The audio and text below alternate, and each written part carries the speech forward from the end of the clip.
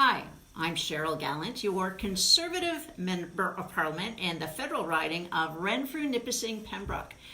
First, I would like to convey a message to Nova Scotians.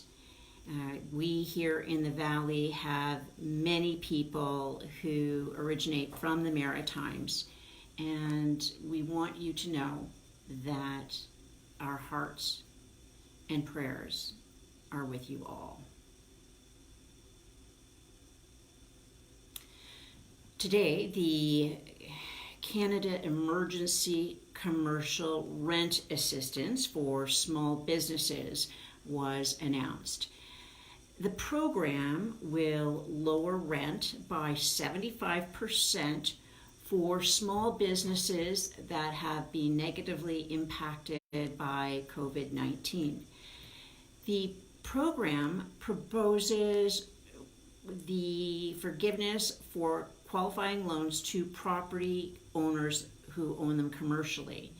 They must have outstanding mortgages to cover 50% of the rent, the monthly rent payments, and these rent payments by eligible small business tenants who must be experiencing financial hardship during April, May, and June.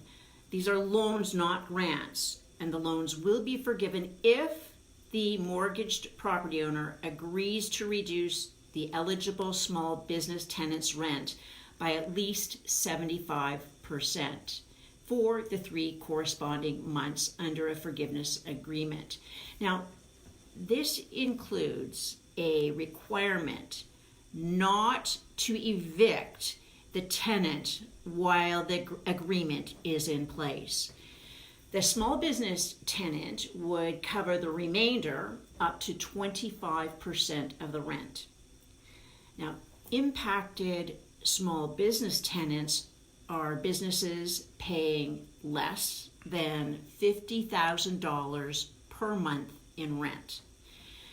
Renters must have temporarily ceased operations or have experienced at least a 70% drop from their pre-COVID-19 revenues. This support will also be available to nonprofit and charitable organizations.